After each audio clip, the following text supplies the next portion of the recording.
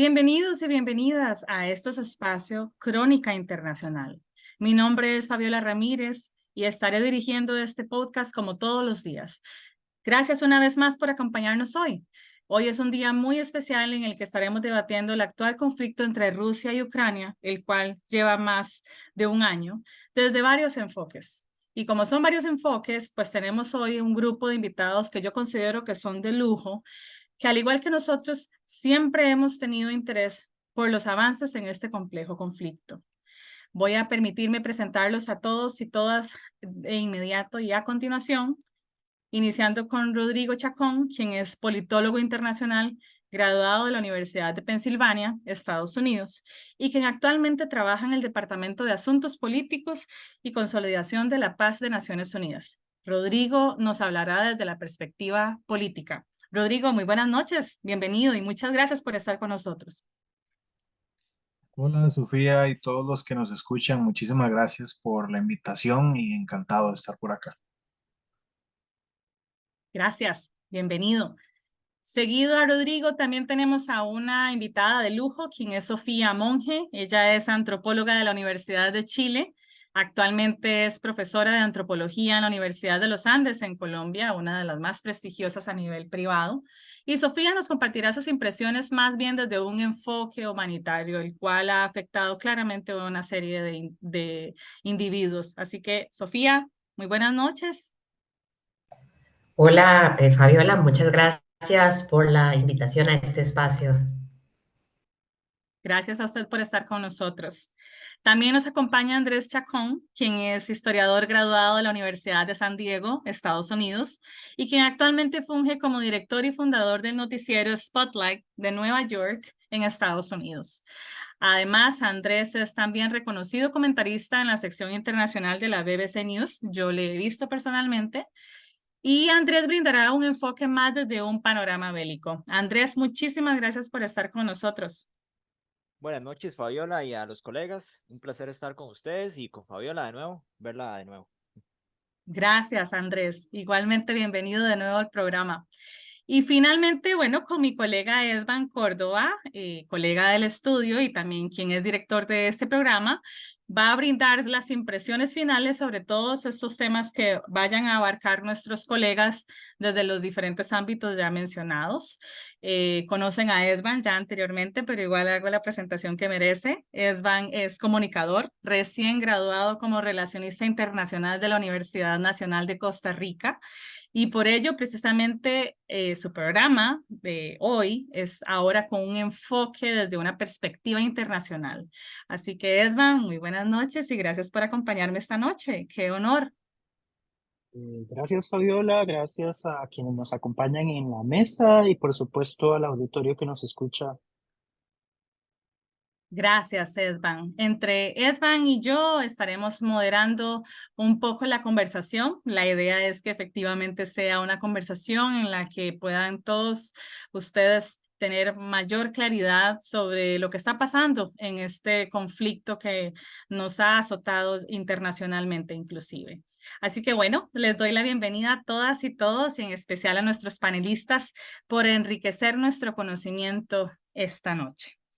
Bien, considerando que todos tenemos un poco de contexto previo sobre lo que está sucediendo, me encantaría iniciar con Rodrigo, quien, como les mencioné anteriormente, va a hacer una intervención desde una perspectiva política. Y quisiera preguntarte, Rodrigo, ¿cuál es tu posición, cuál es tu impresión sobre el actuar político internacional en este conflicto? Buenas noches. Muchas gracias, Sofía. Sí, bueno, este conflicto entre Rusia y Ucrania es particularmente interesante, ¿no? Porque tiene muchas partes involucradas. También su complejidad y además de que llama la atención a nivel global, ¿verdad? No hay rincón del planeta donde no hayan escuchado este tema, ¿verdad? Y es precisamente porque sus actores son las principales fuerzas políticas del mundo, ¿verdad? Por un lado tenemos a Rusia, ¿verdad? Que dependiendo de la perspectiva puede ser el agresor o la víctima, ¿verdad? Si le preguntamos a los ucranianos, ellos sostienen firmemente que Rusia ha cometido crímenes contra la humanidad, como ataques contra civiles, tortura, asesinatos y otras acciones de manera injustificada y no provocada, muy importante. Y por el otro lado, si le preguntamos a los rusos, ellos alegan que es de hecho el gobierno ucraniano quien ha cometido estos crímenes, ¿verdad?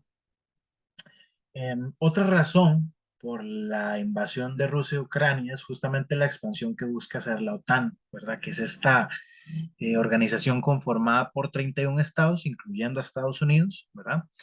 Y que justamente estos dos actores, o bien se podría mencionar como solo uno, son muy importantes porque son el principal apoyo que ha tenido Ucrania en el conflicto, ¿verdad? Lo que por supuesto ha generado roces con Moscú.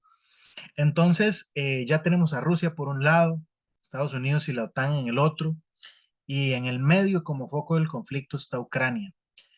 Sin embargo, aún nos falta otro actor sumamente importante, sumamente relevante en la política internacional, como lo es China.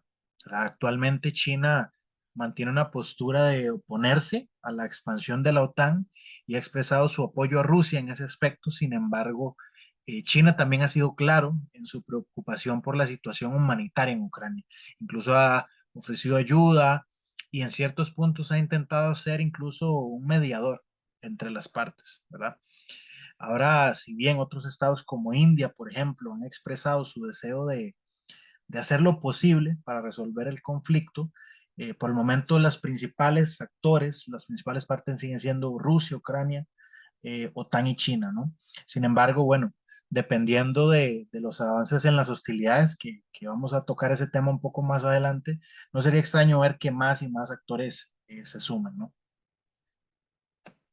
Precisamente, Rodrigo, y muchísimas gracias por esa intervención. Esos son los actores que directa o indirectamente yo he visto a lo largo de este conflicto, ¿no? Claramente es un conflicto entre dos naciones, pero hay una serie de actores que están detrás y con un interés especial por conocer cómo va avanzando este conflicto, que son claramente Estados Unidos y China.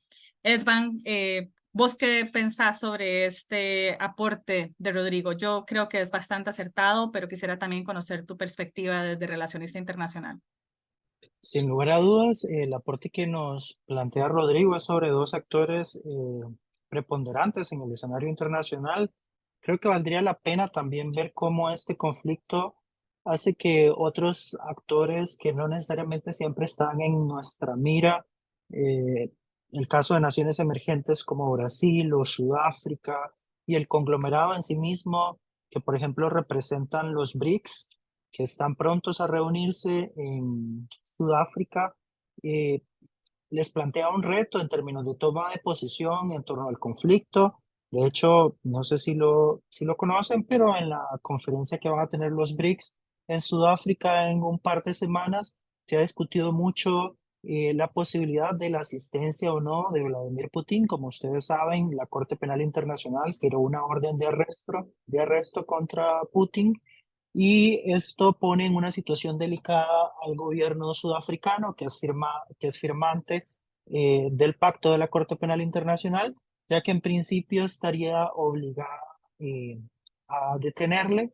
Sin embargo, Putin es un jefe de Estado y la sola detención de Putin en territorio sudafricano podría ser también eh, interpretado por el Estado ruso como el inicio de una guerra, ¿verdad?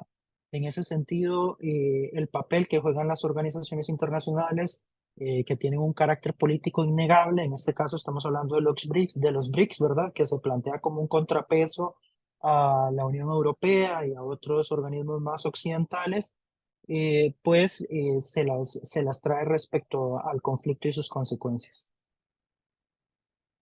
Muy interesante también este abordaje desde Edvan, sobre todo pensando en otras regiones, saliéndonos de la región europea o bien Estados Unidos, ¿no? Inclusive nuestra región acá en Latinoamérica se ha visto claramente afectada y más adelante vamos a enfocarnos desde una perspectiva económica.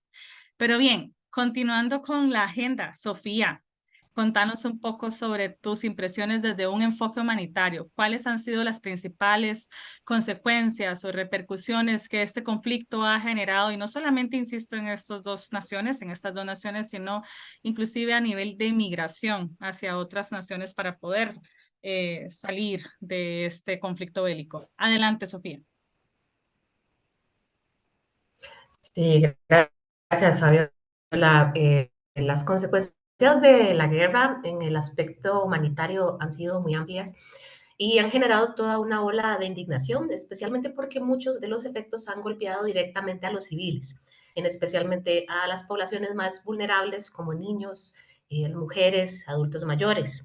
En este momento vemos que hay un recrudecimiento de las tensiones y una mayor ofensiva en ambos frentes, lo que ha acrecentado las violaciones a los derechos humanos y al derecho internacional.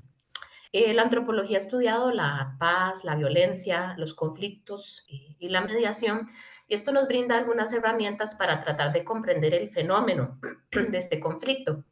Si bien en el pasado Ucrania ha sufrido invasiones, por ejemplo las de Napoleón, Hitler, Stalin, ahora está este aspecto crucial, es esta disyuntiva por ser esta frontera y por este vínculo que busca establecer con Europa. Esta lucha ha causado estragos en la población civil que ha quedado de alguna forma atrapada en este frente. De las 10.000 personas fallecidas que se reportaban a junio, 537 corresponden a niños. Durante este conflicto se han registrado 2 niños muertos y 3 heridos cada día. La mayor de estas muertes tristemente causadas por armas explosivas, la mayoría, ¿verdad?, con efectos de amplio alcance. Los efectos de la guerra son devastadores para adultos, cuanto más para los niños, que no llegan a comprender qué es lo que sucede, quién les está robando esa niñez, a sus padres, a sus familiares, su educación, su tranquilidad.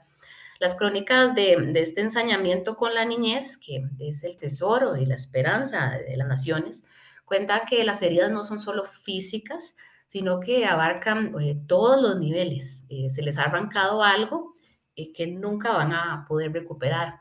Lo más preocupante es que muchos todavía permanecen en zona de guerra, expuestos al peligro, a la violencia y a la separación familiar. Aunado a esto, también ha habido muchas denuncias de menores que han sido víctimas de traslados forzosos a Rusia. El periódico El País hablaba de al menos 150.000 casos de niños perdidos debido a estos traslados forzosos. Si bien Rusia ha rechazado estas afirmaciones, por ejemplo, la ONU dice tener indicios de que Rusia está dando en adopción a los menores a las familias nacionales. Las mujeres también han sido víctimas de esta situación. Ha habido denuncias de que las tropas rusas pues, usan la violación como un instrumento de guerra.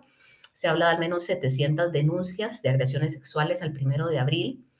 Y otra población que no escapa de la realidad de la guerra son los adultos mayores.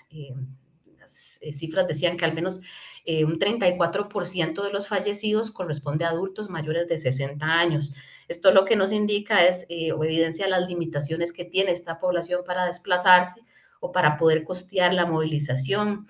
Se ha dado el desplazamiento de una enorme cantidad de al menos 6 millones de ucranianos a diferentes lugares del mundo y 5 millones de desplazamientos, de forma interna.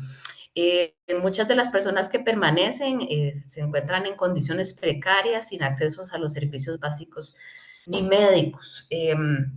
La ONU ha reiterado que hay negativas para el ingreso a zonas bajo el control ruso, lo que finalmente perjudica a los más vulnerables, al igual que todas las afectaciones que han habido en infraestructura y en ambiente que agravan las condiciones para la población civil y constituyen una grave amenaza para los derechos humanos. Si nos pudiéramos a pensar cuánto tardaría en este momento en reconstruirse Ucrania, estimaciones conservadoras revelan que podrían ser tal vez más de 20 años lo que se tarde en la reconstrucción. Lo que sí queda claro es que pese a todo esto se ha dado un fortalecimiento de esta identidad ucraniana, tal vez no era esperado por Rusia. La guerra refleja todos estos conflictos que se han desatado en Ucrania por Crimea, por Lugansk, por Donetsk, y que ahora tienen pues otro terreno, Rusia, Unión Europea, Rusia, OTAN, Estados Unidos. Es claro que ha habido, que no ha habido, perdón, un respeto a los aspectos del derecho internacional y de la soberanía, y que también se ha violentado el derecho internacional humanitario. Ante esto urgen acciones de mediación, que son esenciales, y de negociación, que permitan mitigar los daños para las víctimas inocentes, que en este conflicto han sido las que han tenido las mayores pérdidas. Muchísimas gracias, Sofía, por ese amplio panorama de lo que está pasando el pueblo ucraniano y todo este tema de las diferentes afectaciones en diferentes poblaciones, desplazamientos y demás, desde la antropología, que es la ciencia que estudia las humanidades y el comportamiento de las humanidades. Recordemos que Ucrania ha sido un país que ha estado en los últimos años, si no es que décadas, en un vaivén de pertenencia, ¿no? Es decir, hay toda una población ucraniana que se siente prorruso, que habla ruso, que se siente perteneciente a Rusia y a favor de Rusia, y eso genera definitivamente un conflicto también interno.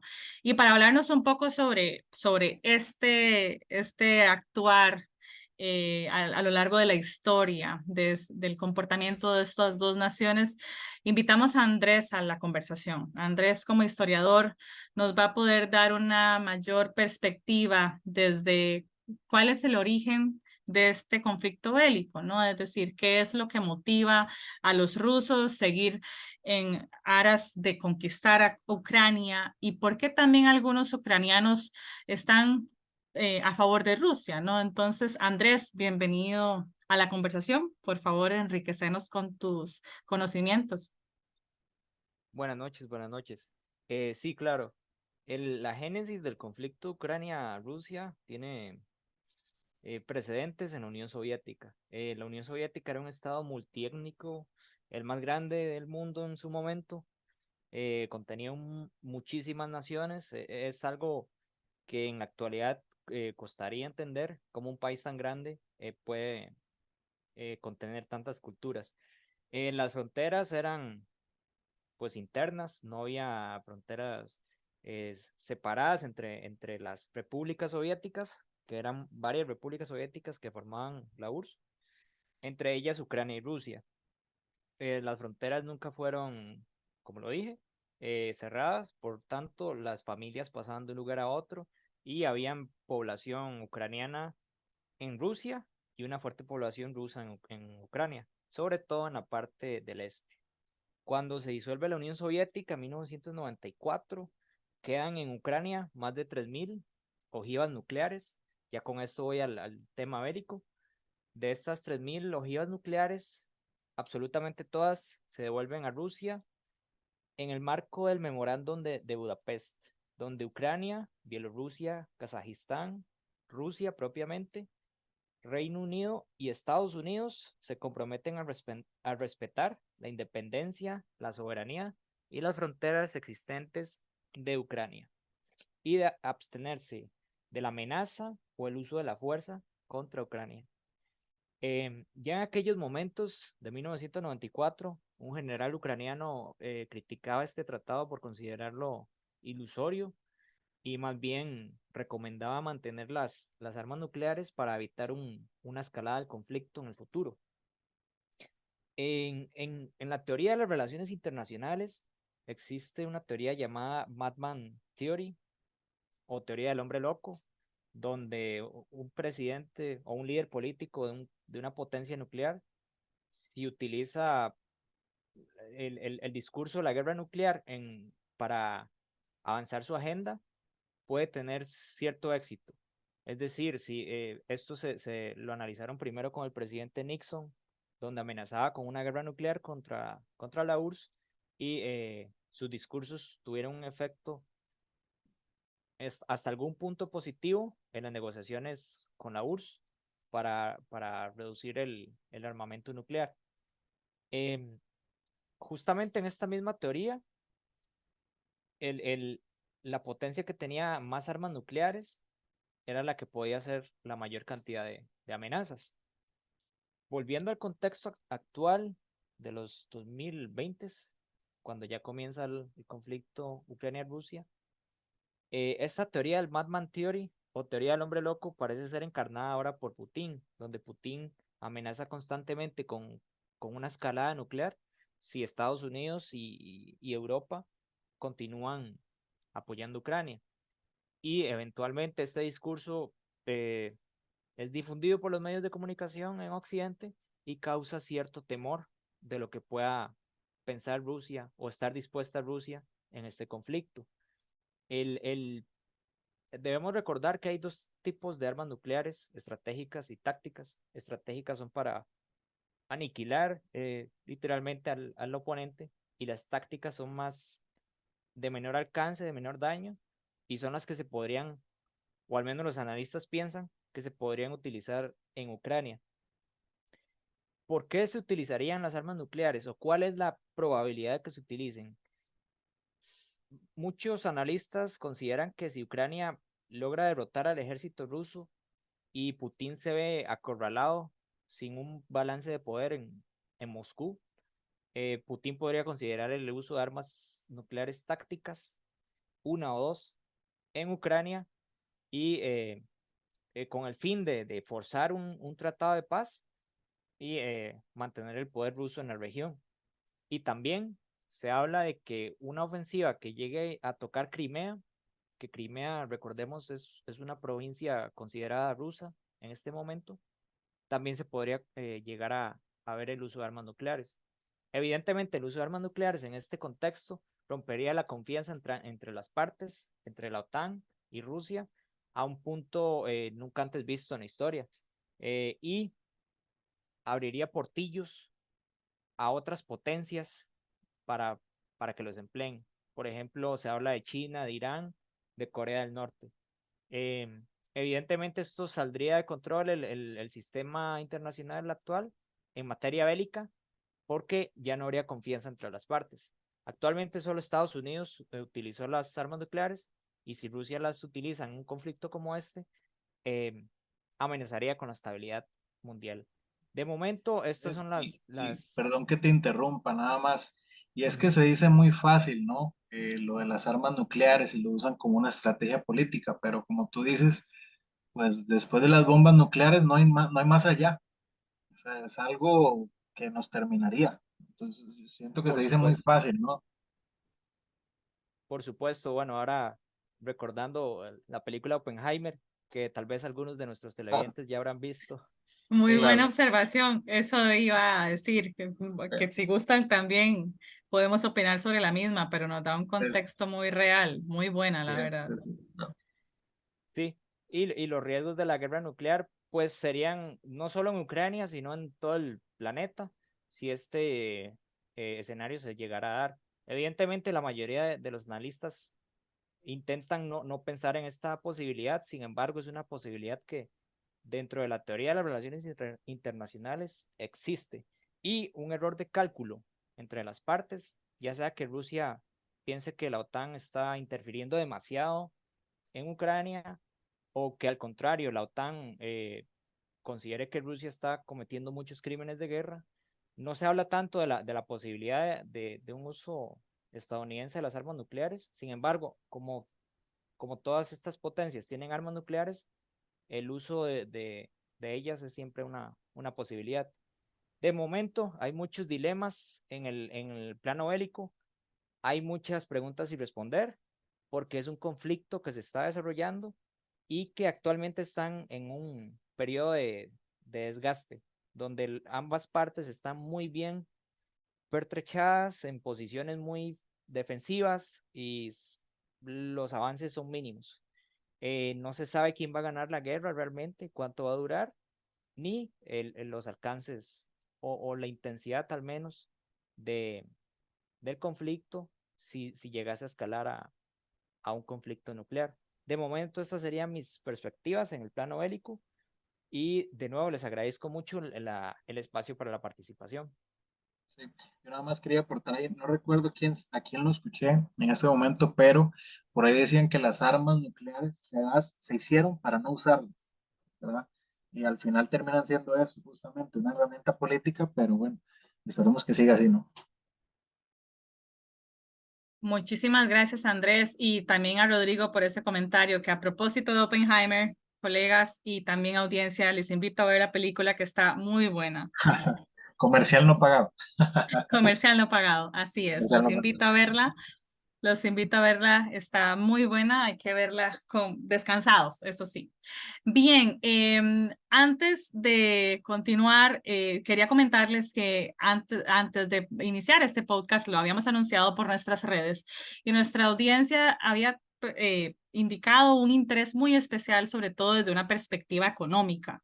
Así que bueno, Edvan, acá creo que nos correspondería a ambos abarcar un poco cuáles han sido las consecuencias desde una perspectiva económica. Y pienso yo que este ha sido el aspecto en el que tal vez nos hemos visto nosotros como región más afectados de forma tangible. Es decir, desde un conflicto bélico, pues claramente no. Eh, Tampoco necesariamente en gran medida desde un enfoque humanitario, pero sí claramente desde un enfoque económico. Entonces, Edvan, ¿cómo podemos responder a nuestra audiencia sobre cuáles han sido las principales repercusiones desde un ámbito económico en nuestra región principalmente, o bien de forma global? Gracias, Fabiola.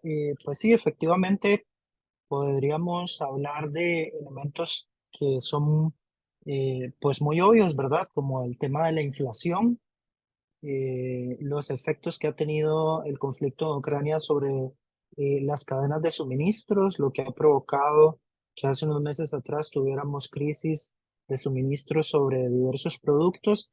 Y precisamente sobre eso también habría que mencionar que recientemente, hace solo un par de días, Rusia bombardeó las terminales de granos de Ucrania en el Danubio, incluso a 200 metros de la frontera con Rumanía. Moscú está tratando de paralizar todas las opciones del Mar Negro que tiene Kiev, dejándolo completamente dependiente de las rutas terrestres de Europa del Este. Recuerden que ese acuerdo de granos que se había firmado en mediación con Turquía, con China y con otras potencias, le había permitido a Ucrania, a pesar de estar en este conflicto bélico con Rusia, exportar 32 millones de toneladas de grano por sus puertos en los últimos meses.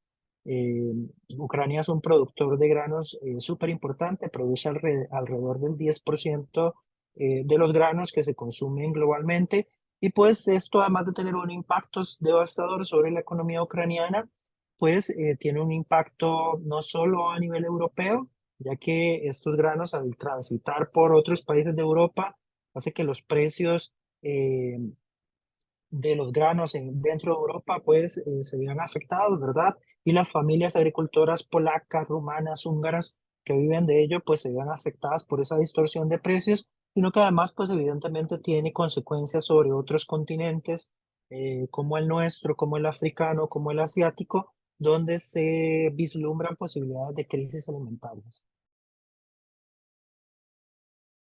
Y algo que también creo que es importante aclarar acá o resaltar, mejor dicho, es en términos económicos, no olvidemos que venimos saliendo de una crisis económica por la pandemia, por el COVID-19, ¿no? O sea, estábamos en plena recuperación económica y sucede esto, ¿no? Así que creo que más que beneficiar o incrementar o acelerar la economía, pues viene claramente a desestimularla.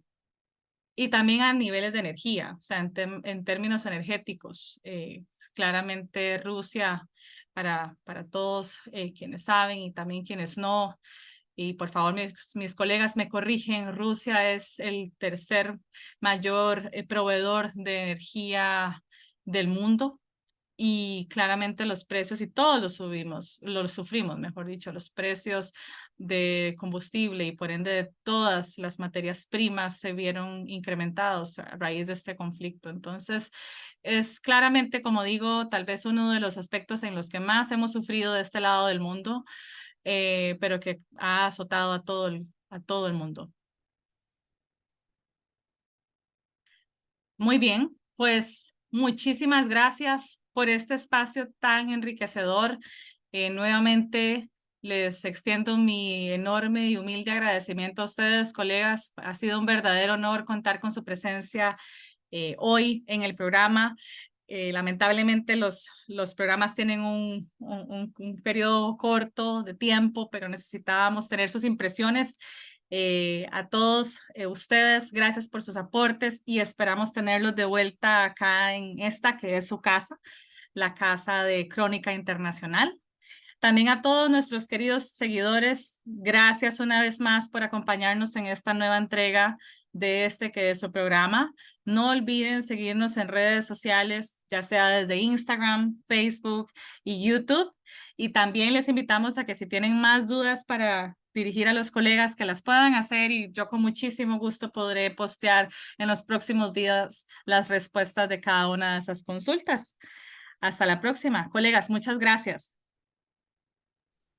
Muchas gracias. Nos vemos. Muchas gracias. Que estén muy bien. Hasta la Gracias. próxima. Hasta la próxima.